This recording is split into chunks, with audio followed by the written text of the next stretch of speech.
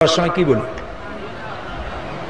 মাটি দেওয়ার সময় আমরা বলি মিনহা খালাকনাকুম ওয়া ফিহা নুঈদুকুম ওয়া মিনহা নুখরিজুকুম তারাতান উখরা। কোরআন পড়লে প্রতি হরফে 10 নাকি। কবরে মাটি দেওয়ার দোয়া মনে করে পড়লে মুহাম্মদ সাল্লাল্লাহু আলাইহি ওয়াসাল্লামকে অপমান করা হবে, আপনার পাপ হবে। দেখুন, স্বয়ং রাসূল করিম সাল্লাল্লাহু আলাইহি ওয়া আলিহি ওয়াসাল্লাম স্বীয় কন্যা উম্মে কুলসুমকে যখন দাফন করেন, কবরস্থ করেন, তখন নিজেই মিনহা খালাকনাকুম ইহাকে দোয়া হিসেবে পাঠ করেছেন। এই দোয়া বলে মাটি দেওয়ার কোনো দলিলই নেই। মাটি দেওয়ার দলিল এটা না। একটা হাদিস মুসনাদে আহমদের মধ্যে এসেছে, হাদিসটা জয়ীফ। এমন ওরা হাদিস কটা হাদিস ঘেঁটেছে, এর হাদিস আছে মুসনাদে ইমাম আহমদে। আসসালামু আলাইকুম ওয়া রাহমাতুল্লাহি ওয়া বারাকাতুহু। প্রিয় ভাই ও বোনেরা, আপনারা এখানে দেখেছেন যে কয়েকজন এখানে বলতেছেন, রফিকুল ইসলাম মাদানী, মুজাফফর বিন মহসিন সহ আর কয়েকজন বলতেছেন যে কবরের যে দোয়া আমরা পড়ে থাকি মাটি দেওয়ার সময়, মিনহা খালাকনাকুম ওয়া ফিহা নুঈদুকুম ওয়া মিনহা নুখরিজুকুম তারাতান উখরা, এই দোয়াটি পড়লে নাকি কবরে যদি আমরা মাটি দেওয়ার সময় দোয়া পড়ি তাহলে নবী করিম সাল্লাল্লাহু আলাইহি সাল্লামকে অপমান করা হবে। বন্ধুগণ, আসলেই কি এরকমই নবী করিম সাল্লাল্লাহু আলাইহি সাল্লামকে অপমান করা হবে এই দোয়া পড়লে? তাহলে কি আমরা এতদিন ধরে এই যে দোয়াটা পড়তেছি, আমরা জানি সেই দোয়া পড়লে কি আমরা গুনাহ করতেছি? আসুন বন্ধুগণ, আমরা এই বিষয়ের উপর আজকে জানার চেষ্টা করব। আশা করি আপনারা সম্পূর্ণ ভিডিওটি যদি দেখে থাকেন তাহলে বিষয়বস্তুটা আপনারা ক্লিয়ার হয়ে যাবেন। প্রথমে আমরা যে রফিকুল ইসলাম মাদানী এই যে কথাগুলো বলেছেন তা কতটুকু সত্য আমরা রফিকুল ইসলাম মাদানী সাহেবের মুখ থেকে শুনবো, তারপরে আমরা আরও কয়েকজনের মুখ থেকে বক্তব্য শোনার চেষ্টা করব। আসুন প্রথমে আমরা রফিকুল ইসলাম মাদানী যিনি বলতেছেন যে এই দোয়াটা পড়াটা ঠিক নয়, আসুন আমরা প্রথমে রফিকুল ইসলাম মাদানীর মুখ থেকে কথাগুলো শোনার চেষ্টা করি। এইবার যা আপনি আমার উপর রাগ করবেন, এইবার যা আমার উপরে রাগ হবে, এখন এই কথাটা যেটা বলবে এটা শোনার পরে খুব রাগ হবে, মনে হবে যে কাফের টাফের হয়ে গেছে, কি বলে রে মুখ দিয়ে সব। সেটা কি শুনবেন? একটা মৃত মানুষের কবরে আপনি মাটি দিতে যান, মাটি দিতে গিয়ে কবরে মাটি দেওয়ার দোয়া হিসাবে সবচাইতে বেশি মানুষ জানে বা আমল করে যেটা, সেটার নাম হলো মিনহা খালাকনাকুম ওয়া ফিহা নুঈদুকুম ওয়া মিনহা নুখরিজুকুম তারাতান উখরা। কোরআন মাজিদের আয়াত। কোরআন পড়লে প্রতি হরফে 10 নাকি। কবরে মাটি দেওয়ার দোয়া মনে করে পড়লে মুহাম্মদ সাল্লাল্লাহু আলাইহি ওয়াসাল্লামকে অপমান করা হবে, আপনার পাপ হবে। একদিন জানার পরে যদি কবরে মিনহা খালাকনাকুম ওয়া ফিহা নুঈদুকুম বলে কবরে এক মুষ্টি মাটি দিয়ে থাকেন, আমি নিশ্চিত আপনার পাপ হবে। আপনি মুহাম্মদ সাল্লাল্লাহু আলাইহি ওয়াসাল্লামকে অপমান করলেন, আপনি কিচ্ছু করার নেই, সোজা বলে দিলাম। যদি বলেন যে কি করব, বিপরীতে কি? বিসমিল্লাহ, কোনো কথা নেই, বিসমিল্লাহ বলে মাটি দিয়ে দেন। আচ্ছা, আমার কথাও কথা, আপনার মিনহা খালাকনাকুমও কথা। আমি কিন্তু স্বীকার করলাম যে কোরআন মাজিদের আয়াত, কিন্তু মাটি দিতে হবে এইটা আমাদের নবী মুহাম্মদ সাল্লাল্লাহু আলাইহি ওয়াসাল্লাম জানতেন না, তার কোনো সাহাবী জানেন না। এটা আমরা বুঝে গেছি পরবর্তীতে, যেটা কবর মাটি দেওয়ার সাথে মিলে যাচ্ছে, দিয়ে দেই। শুনলাম রফিকুল ইসলাম মাদানী, শেখ রফিকুল ইসলাম মাদানী, উনি বলতেছেন যে এই দোয়া পড়ে যদি আপনি কবরে মাটি দেন তাহলে আপনার পাপ হবে। এভাবেই উনি উল্লেখ করতেছেন। বন্ধুগণ, আসুন এবার আমরা আরেকজন আহলে হাদিসের শেখ ইমাম হুসেন, উনি কি বলেন আসুন আমরা তার মুখ থেকে কথাগুলো একটু শোনার চেষ্টা করি। আসুন আমরা ইমাম হুসেন সাহেবের মুখ থেকে কথাগুলো একটু বোঝার এবং জানার চেষ্টা করি। কবরে মাটি দেওয়ার সময় এই দোয়াটি পড়া যাবে, মিনহা খালাকনাকুম ওয়া ফিহা নুঈদুকুম ওয়া মিনহা নুখরিজুকুম তারাতান উখরা। এটার সাথে মাটি দেওয়ার সাথে কোনো সম্পর্ক নেই, এটা কোরআনে কারীমের একটা আয়াত। এই আয়াত আমি তেলাওয়াত করতে পারি যে কোনো সময়, কোনো অসুবিধা নেই, কিন্তু মাটি দেওয়ার সময় এইটা পড়া সুন্নত বা এটা পড়ার ইবাদত সওয়াবের কাজ, এটা মনে করা যাবে না। কিন্তু আমাদের দেশে এটা বহুল প্রচলিত। আবার বানানো হয়েছে তিনটা দিবা, প্রথমটার সময় মিনহা খালাকনাকুম, তারপরে ওয়া ফিহা নুঈদুকুম, তারপরে ওয়া মিনহা নুখরিজুকুম তারাতান উখরা। তিনবারে তিনটা নিবা, সুন্দর করে বানাইয়ে দেওয়া হয়েছে, শরীয়ত বানাই ফেলছে নিজে। কারণ আমাদের দেশে সবাই হলো আমিরে শরীয়ত, সবাই আমির, শরীয়তের আমির। তো সুতরাং শরীয়তের আমির যিনি, তিনি শরীয়ত বানান। তো বন্ধুগণ, আসুন আমরা এবার শোনার চেষ্টা করব মুজাফফর বিন মহসিন সাহেব এই বিষয়টা কি বলেন। আসুন আমরা মুজাফফর বিন মহসিন সাহেবের মুখ থেকে এই কবরে মাটি দেওয়ার দোয়া উনি কি বলতেছেন শোনার চেষ্টা করি। প্রশ্ন করেছেন যে মৃত্যু ব্যক্তিকে মাটি দেওয়ার সময় আমাদের দেশে বলা হয় মিনহা খালাকনাকুম ওয়া ফিহা নুঈদুকুম ওয়া মিনহা নুখরিজুকুম তারাতান উখরা। আসলে এই দোয়া বলে মাটি দেওয়ার কোনো দলিলই নেই। মাটি দেওয়ার দলিল এটা না। একটা হাদিস মুসনাদে আহমদের মধ্যে এসেছে, হাদিসটা জয়ীফ। আপনারা জাল হাদিসের কবলে রাসূল সাল্লাল্লাহু আলাইহি ওয়াসাল্লাম সালাত এই বইটার মধ্যে পড়েছেন হয়তোবা। এই হাদিসটা জয়ীফ যে কবরে রাখার সময় দোয়াটা পড়তে হবে, কিন্তু এটাও জয়ীফ হাদিস। মাটি দেওয়ার দোয়া এটা না। মাটিটা দেওয়ার সময় আপনি শুধু বলতে পারেন বিসমিল্লাহ।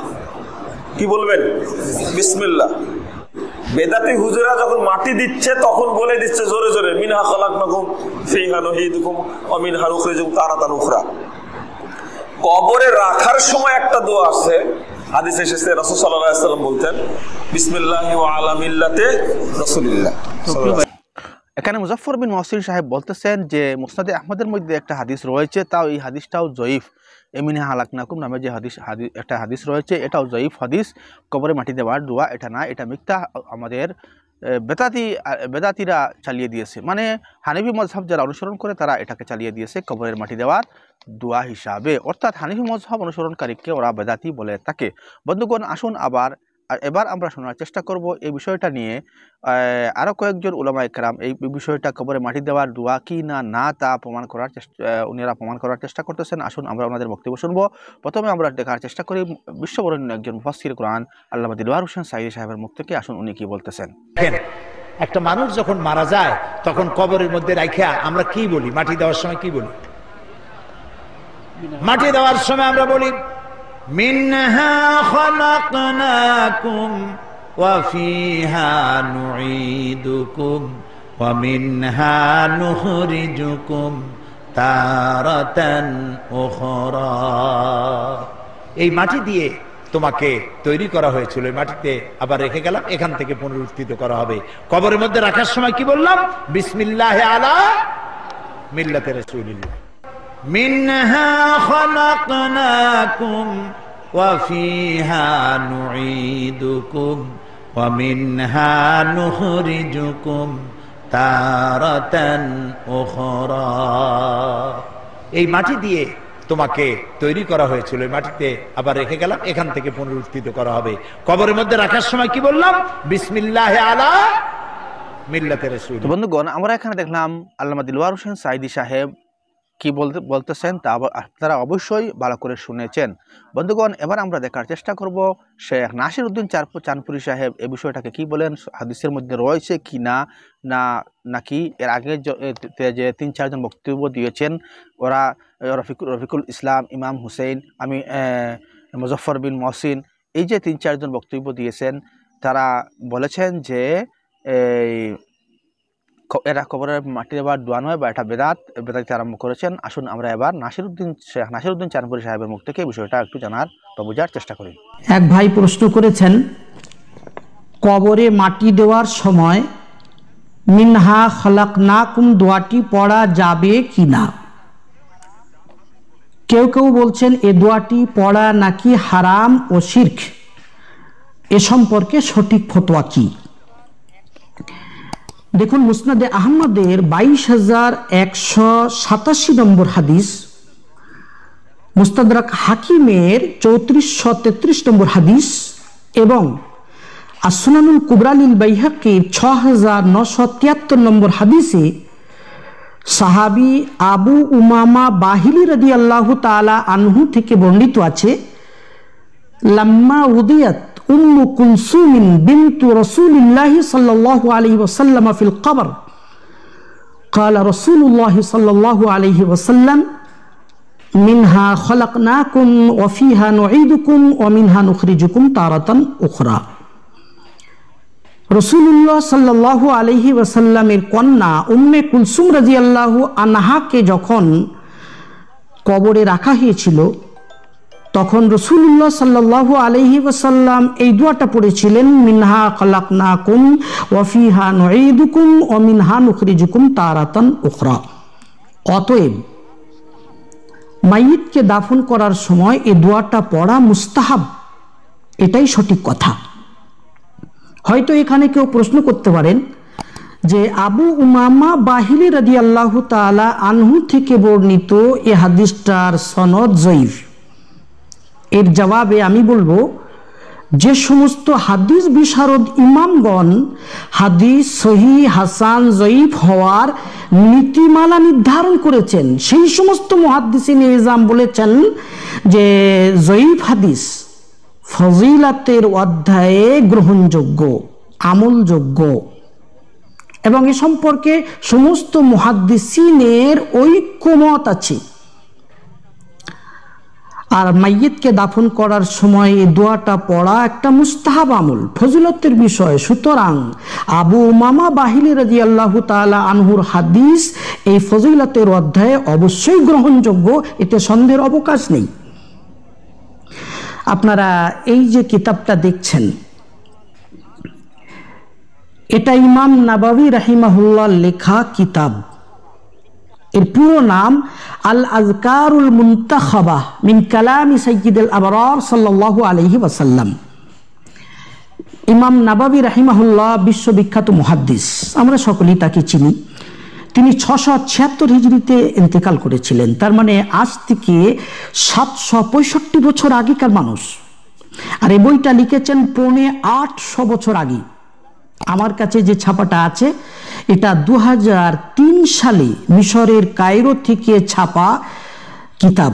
এই কিতাবে 11 নম্বর পৃষ্ঠায় ইমাম নাবাবী রাহিমাহুল্লাহ লিখেছেন, قال العلماء من المحدثين والفقهاء وغيرهم يجوز ويستحب العمل في الفضائل والترغيب والترهيب بالحديث الضعيف ما لم يكن موضوعا। ইমাম নাবাবী লিখেছেন, মুহাদ্দিসিন ইজাম, ফুকাহায়ে কেরাম এবং অন্যান্য উলামায়ে কেরাম এই কথা বলেছেন যে ফজিলতের অধ্যায়ে যায়িফ হাদিসের উপর আমল করা জায়েজ আছে। বরং ইমাম নাবাবী লিখছেন, বরং ফজিলতের বিষয়ে যে সমস্ত যায়িফ হাদিসগুলো আছে সেগুলোর উপরেও আমল করে নেওয়াটা মুস্তাহাব, মা লাম ইয়াকুন মাওজুআন। শর্ত হলো যেন মওজু হাদিস না হয়, কেননা মওজু তথা জাল হাদিসের উপরে আমল করা যায় না। ফজিলতের অধ্যায়েও এর কোনো দাম নেই। অতএব আবু উমামা বাহিলি রাদিয়াল্লাহু তাআলা আনহুর হাদিস সূত্রগতভাবে জয়ীফ হলেও দোয়ার অধ্যায়ে, ফজিলতের অধ্যায়ে গ্রহণযোগ্য, এতে সন্দেহের অবকাশ নেই।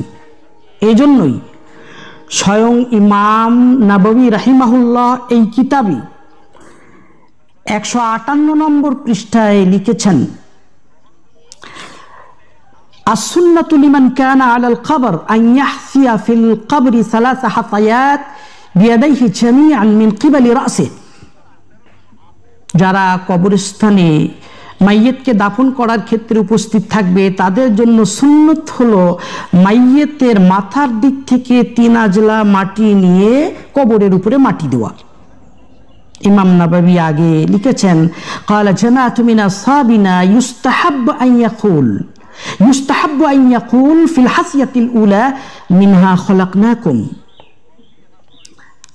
আমাদের উলামা ইকরামের মানে মুহাদ্দিসিন ইজামের একটা জামাত তারা বলেছেন যে প্রথম আজলা মাটি দেওয়ার সময় মিনহা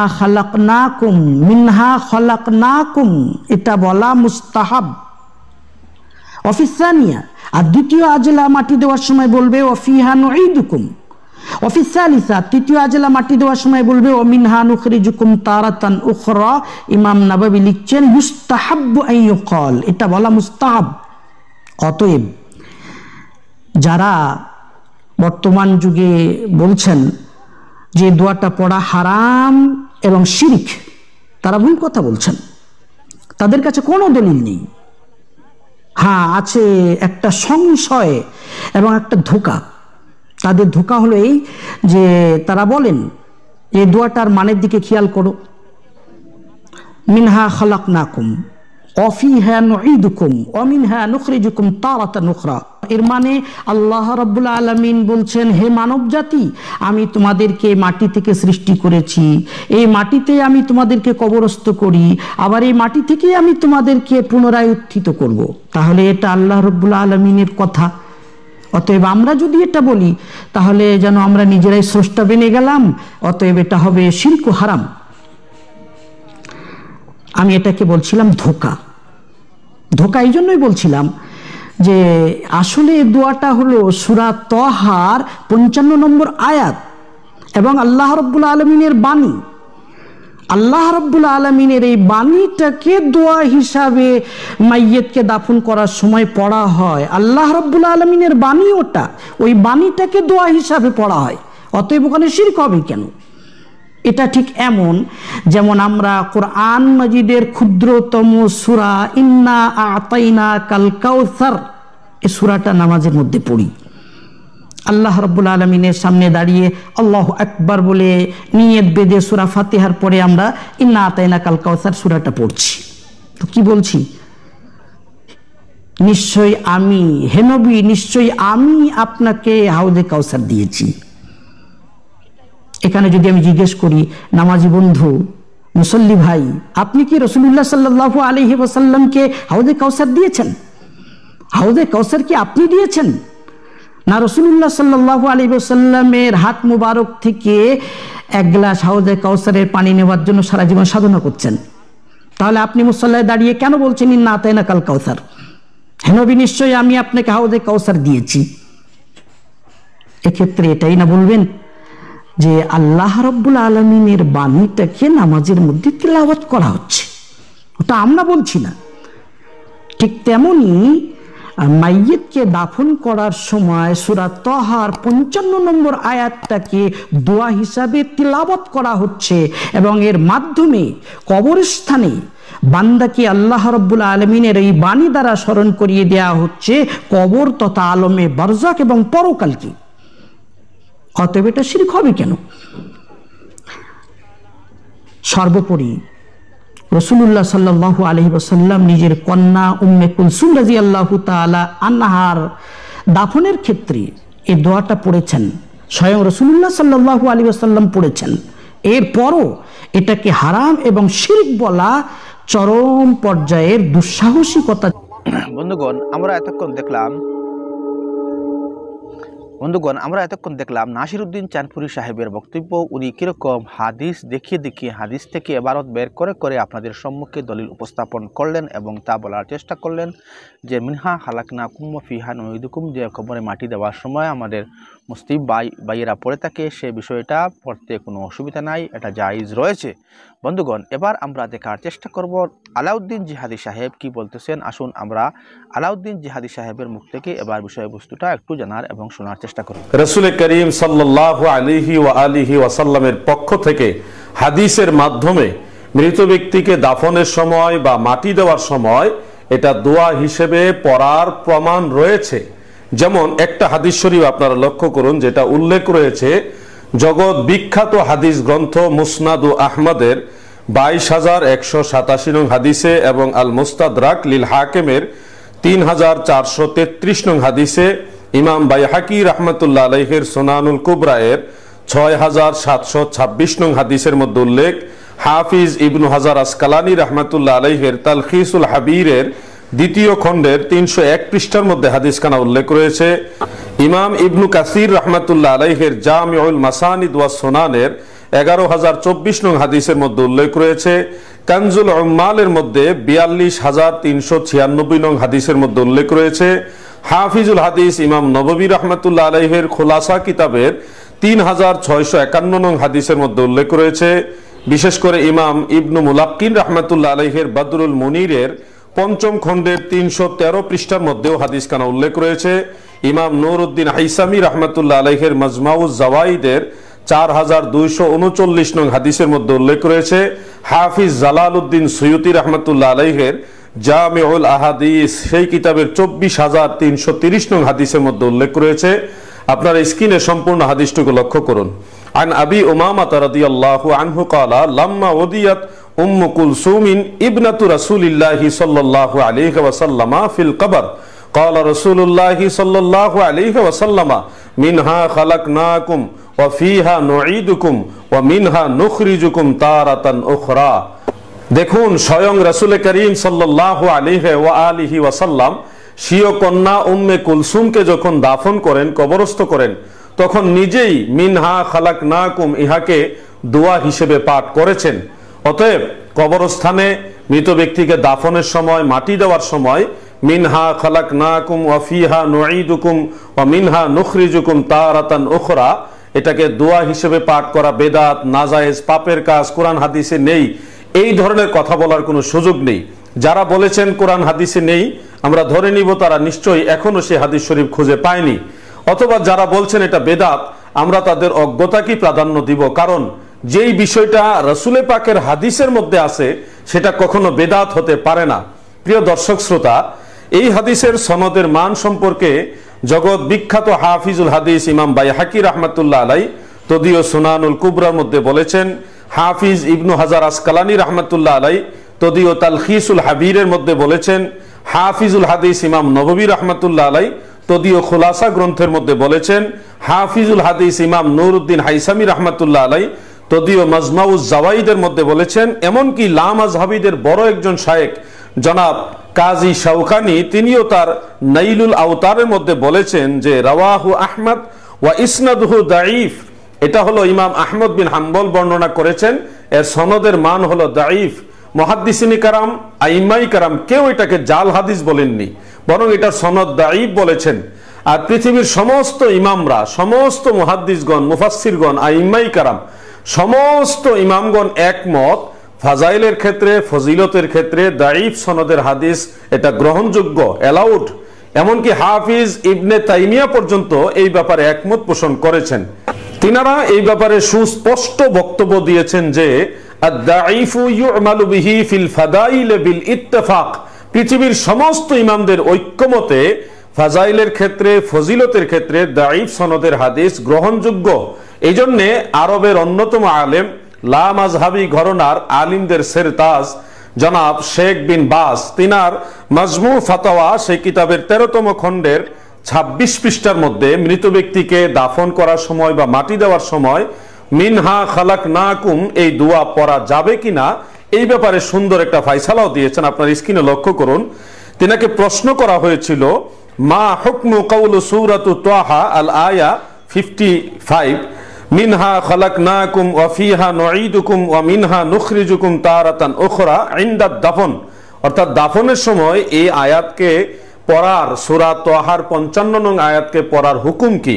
তখন শেখ বিন বাস কি জবাব দিয়েছেন আপনার স্ক্রিনে লক্ষ্য করুন। তিনি বলেছেন, হাযা সুন্নাতুন, এটা হলো সুন্নাত, ওয়া ইয়াকুলু মাআহু বিসমিল্লাহি ওয়াল্লাহু আকবার, অর্থাৎ এই দোয়া পড়ার সাথে বিসমিল্লাহি আল্লাহু আকবার এটা পড়াও হলো সুন্নাহ।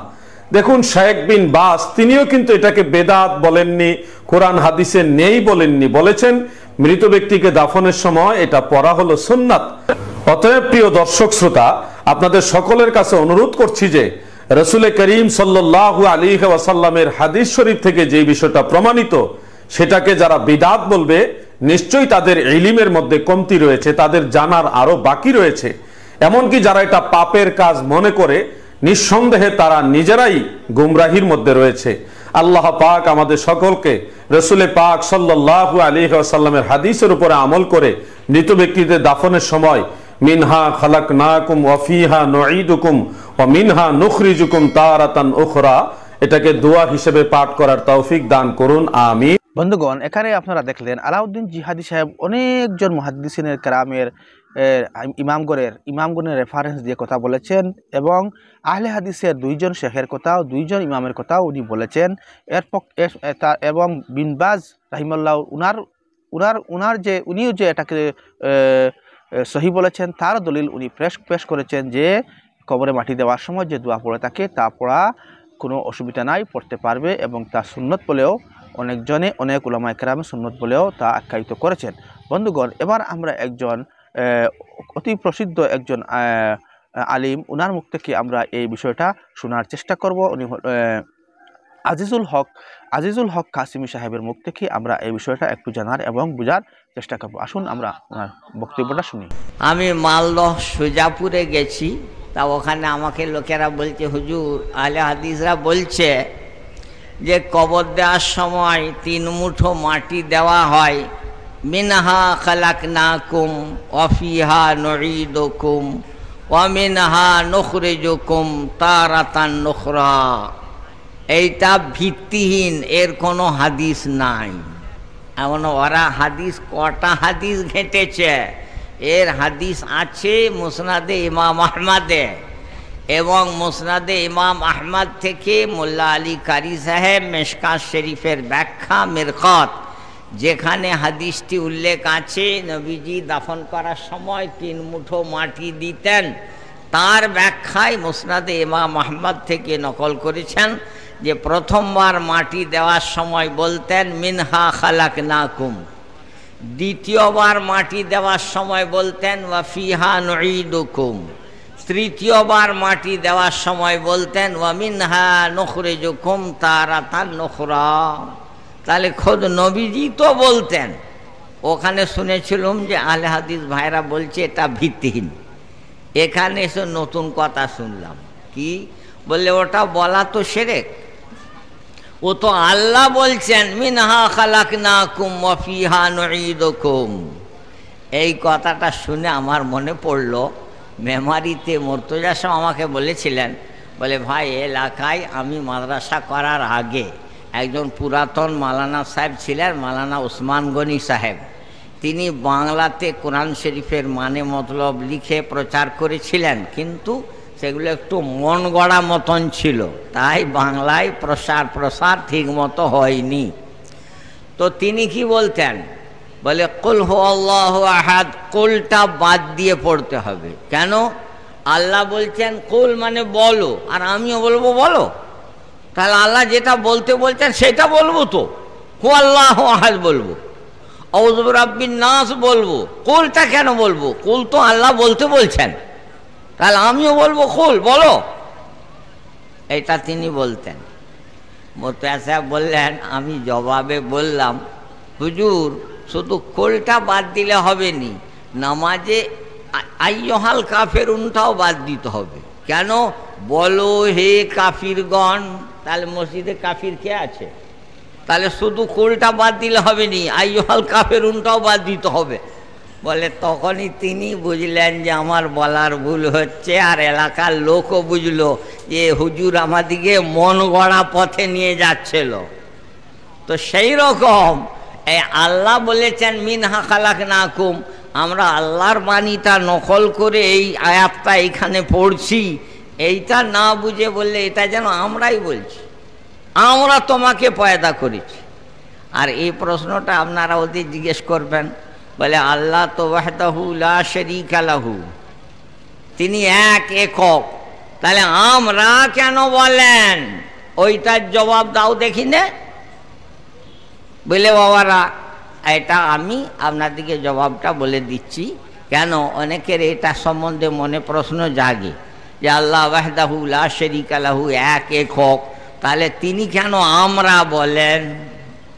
ভাই এর জবাব বুখারী শরীফ 2য় খণ্ড কিতাবুত তাফসীর, ইমাম বুখারী রাহমাতুল্লাহ আলাইহি, ইন্না আনজালনাহু ফি লাইলাতিল কদর, আমরা নাজিল করেছি কুরআন শবে কদরে।